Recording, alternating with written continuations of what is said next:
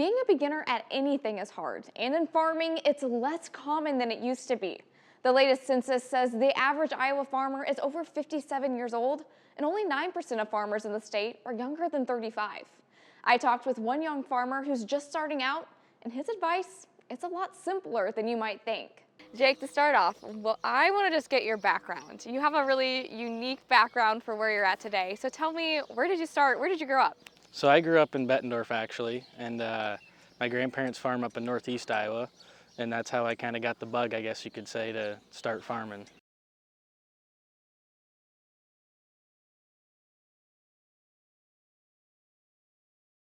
So I was always up with my grandparents, and I'd ride around with him in the tractor, and then once I got old enough, was able to drive after high school on the weekends, I'd go up there and help them make hay or during harvest and stuff like that, and I guess I've wanted to do it ever since then. Yeah, and how far away is that?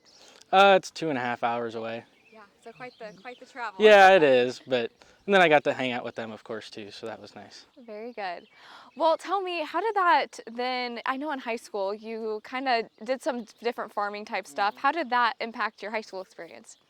So when I was in high school, I dual enrolled in Bettendorf and North Scott. I was able to go out to North Scott and be part of their FFA program. And out there, we had a test plot for corn and beans and stuff, and I was kind of part of that, and I guess fulfilled my want and need for more there. Yeah, and then how did that impact your decision to go to college for what you went to college for? So I went to college for ag business. I graduated in May of 2014 from Iowa State University, and I don't necessarily know. I just wanted to go for something ag related, so I chose ag business. And through that, I was able to gain some more knowledge, more on the money side of things, the business side of things. You know, growing the stuff and raising the cattle is all one thing, but the business side is another. Yeah, and that's a big part of it, isn't it? For sure. And then after college, I mean, you got to do a really cool experience too. Tell me about that. Yeah, so I went out on wheat harvest last summer, I guess. It was funny, I actually graduated, I think, May 10th, and on May 13th, I was down in Texas cutting wheat. So I was there for about 4 months from Texas up to Montana and North Dakota, and I learned a lot there too. Why did you want to do that? Why was that a good experience for now coming back home? You got to be able to work with what you have. So when you're out in the middle of Kansas and out in the middle of nowhere, you don't have anybody, no parts or nothing like that, you learn a lot of little tricks and tips to, get by. And so you did that experience, and now you're back in this area. Tell me about that transition and how you kind of got to where you are right now. So I was actually already farming here in Scott County before I left, while I was in college. And thankfully, Carl, he kind of helped me while I was gone over the summer. He helped manage my stuff. But so it was pretty seamless, really. I just got done with that, came back, and really started to focus on what's here now. Yeah. Well, tell me about your relationship with Carl. I mean, it's a cool business model you kind of have here. How does that work?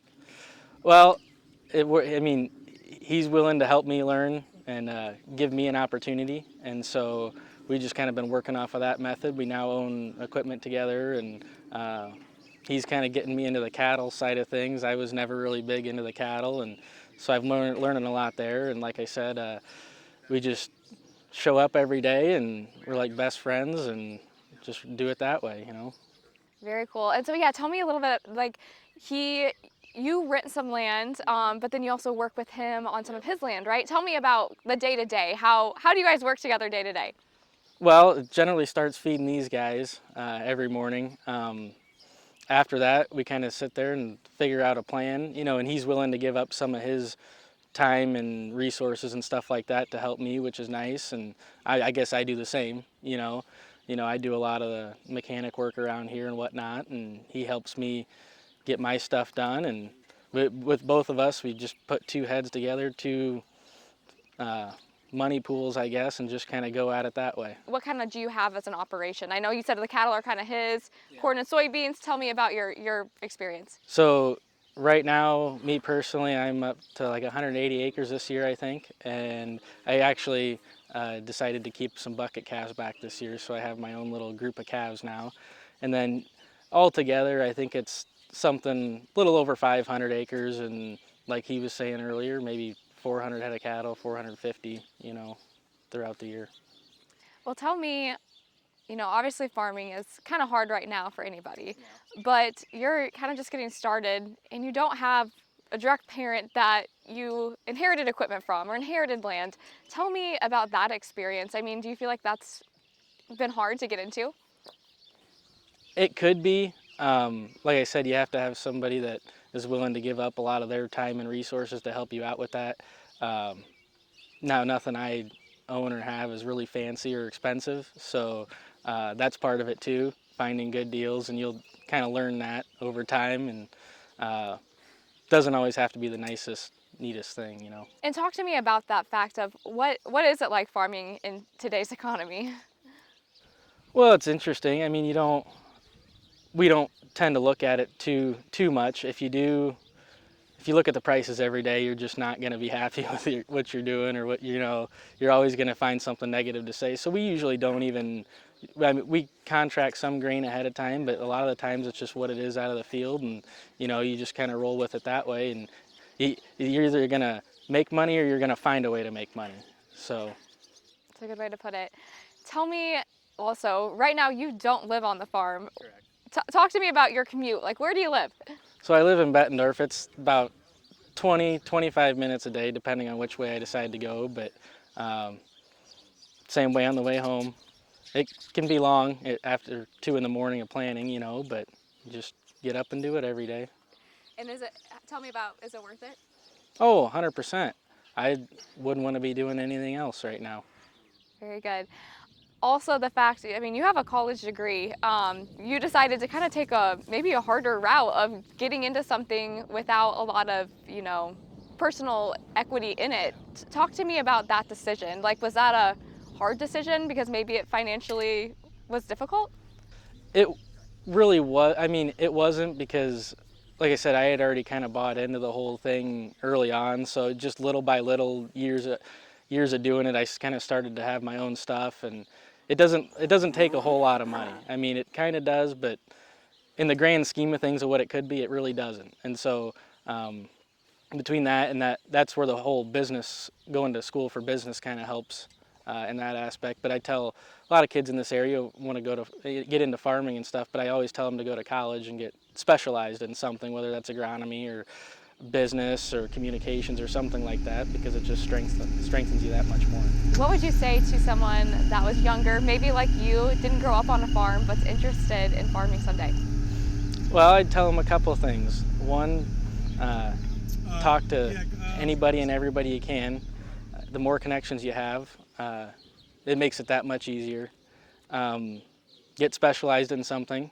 Go to school, whether that's agronomy, mechanics, business, communications, anything like that. If you can have a leg up, it's always going to help. So go to school. After that, just try your best at whatever you're doing.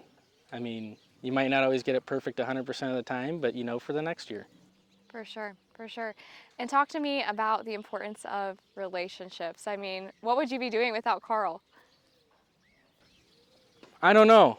I'd probably be working in an office somewhere doing something that I wouldn't want to be doing. But we go to a lot of events and talk to a lot of other farmers in the area, and hell, some of the neighbors, they've helped me out with, I need a piece of equipment, they'll loan it to me, or, this and that, or that's how I have some of my farm ground, the neighbor. I got picked that up this year. We just kind of started hanging out with him and talking to him, and now I rent it, The more people you know, the easier your life is going to be. Mm-hmm. And as a mentor, what's the biggest thing he's taught you? That in the grand scheme of things, none of it really matters. When you can work on something and get frustrated, or you're not happy with the way it's turning out, but in the end, 99% of the time, it all shakes out the way, it works out good. Perfect. What would you say was one more question, what would you say is your biggest hurdle getting into farming? definitely finding farm ground to rent. Uh, it's a tight area in this community. There's a lot of people that have been farming ground for a lot of years, and landlords aren't wanting to change that or willing to change that, which is fine. But you just got to kind of wait for the right opportunity and take it when you see it. And how have you overcome kind of those struggles? Well, like what we were talking about earlier, just knowing people, going out, talking to people, uh, not being afraid to just go up to someone's house, or you see someone out at a restaurant somewhere, you start talking to them, and one thing might lead to another, and then you might have some more farm ground. Well, today we're talking about you and Jake's cool relationship. I think it's such a unique thing. But tell me, what made you think, obviously Jake doesn't come from a farm, but he got connected with you. What made you want to really invest in him? What did you see in him that made you think it was worth it? Well, it started out, I raised 3 daughters, and I was always hoping somebody'd come back to the farm because there's no more sons left, and I didn't have a son. So the moment I met him, it clicked pretty good, so. And I could just see it in him. He's good with equipment, wants to learn, and I try to teach him everything I can. And he teaches me a lot. We try to listen to each other. Very cool. Well, yeah, I want to talk about that too. I mean, what ways has he pushed you to maybe try new things or, really push the envelope there? Well, before he came around, I'd plant my own corn because I was limited on help. My sisters helped, but it wasn't enough to do everything with the cattle and all that. And I would hire my beans planted. Well, then when he came around, we found a bean planter and started doing that on our own, and trying to expand the custom work, and just listen to him and to his ideas, and kind of grow from there. Yeah, I've heard you got, a new GPS system in one of your tractors, but maybe that's not for you because maybe you have a flip phone. Like, how is he helping you kind of maybe embrace the technology? Well, he's done most of the planting. I said yesterday, I'm like, let me make a round with it because I've planted for 35 years in a row and never missed a crop. So I made a pass with that. But as far as the flip phone goes, that's what I run because I don't want to be on social media or anything like that. And we go on Marketplace a lot and look at equipment, and he does that, and we find things on there, and we make a lot of good buys, on older equipment that's been well maintained, and that's what we need. For sure. Talk to me, obviously, like we've said, it's hard to get into farming if you don't have an immediate connection. Tell about, like, why is it so hard? Just the initial cost. The cost of the equipment to rent ground or try and buy something. I really feel they do need help to get going, but I don't want to do it forever, and someday I won't be around, so I want to try to put everything I can into him, and just see where we end up. And how long have you guys been working together? It's been about 5 years now. This is his third year of having his own acres, and he's done really well with the banking, the numbers side of it, which is very important. And yeah.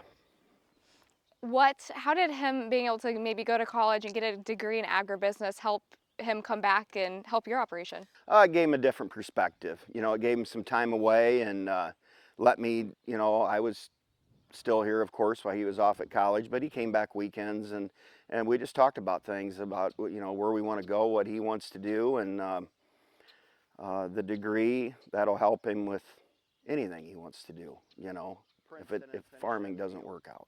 What would you have done if Jake didn't come around to help you out? Well, I'd have just done what I could myself, or with the help from my sister Tina. She helped me a lot. We'd just do the chores together in the morning, feed the cattle, and like I said, I would plant the corn, but hire the beans done, hire the spraying and that done, and you can only do so much on your own, and that's kind of where we're at with that. So Jake coming back is really nice. Perfect. Tell me just about one more question here. I'm just trying to think the right way to word it.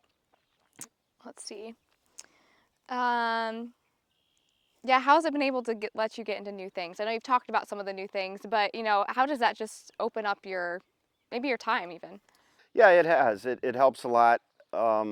We've bought equipment together, which works great because, you know, it's not one person's outlay or this is yours, this is mine. I just want to do it together with him. You know, it's not a problem for me. And like he shows me something that he sees or is interested in, and if we can afford it and make it work, it has to have feasibility. You know, we're not just going to buy whatever that we can't pay for. So we run a lot of older equipment that's well maintained, and that's, you know, the better things will come. Just takes time. We don't have fancy pickups or anything like that, and we just get by with what we got. Tell me about the lack of young farmers. I mean, why is it important that young people are coming back to farm? I feel it's very important because there's just not a lot of them getting back into it, you know, and the ones that are, they might be with the corporate farms or the bigger guys. You know, you don't see them on the average size farms, and that's what we're going to need for ag to survive. The Quad Cities area is known for its corn and its soybeans, but Muscatine's sandy soil makes it a prime location for watermelon. A few days ago, I visited with two young brothers there who are trying their hand at their family's business. Well, it's extra hot in this greenhouse where about 100,000 melons were growing earlier this week. But today, they're getting a new home because it's planting day here in Muscatine. Are we filling the top first? Class might be over, but the work has just begun for Maverick and Landon. Can I grab these? Their family started growing specialty crops in 2009. We grow over 1,000 trays a year of watermelon, cantaloupe, and tomatoes mostly. Now the boys, 7 and 4, are cultivating interest. It'll be Maverick's third year this year, and his specialty that he's liked all 3 years is yellow watermelon. I just thought it'd be cool to plant. So I started planting watermelon my first time, and now I'm planting 2 crops this time. Planting day looks a little different than most. Whoever's riding on the back of it will physically take the plant out and shove it in that hole for every single hole. We're losing water. You know, if you're gonna put in 100,000 watermelon, somebody has sat there and punched down 100,000 plants. The secret to a plentiful crop is in Muscatine's sandy soil. I think we will grow somewhere in the neighborhood of 50,000 watermelon, maybe 60,000. The Merritt's melons are typically planted in about a day or 2. Push the roots down hard. Plant by plant, the boys are learning there's ups and there's downs. Last year I tried to do purple peppers. They were really bad. But if you have the right person to pick you back up, You gotta learn a lot from somebody that you know you can rely on, not somebody that you don't know. the produce can make for a sugary harvest. It's kind of like this honey liquid, except it's sweeter, like with 10 scoops of sugar. And more fun than time in class. In Muscatine, Haley Bickelhop, WQAD News 8.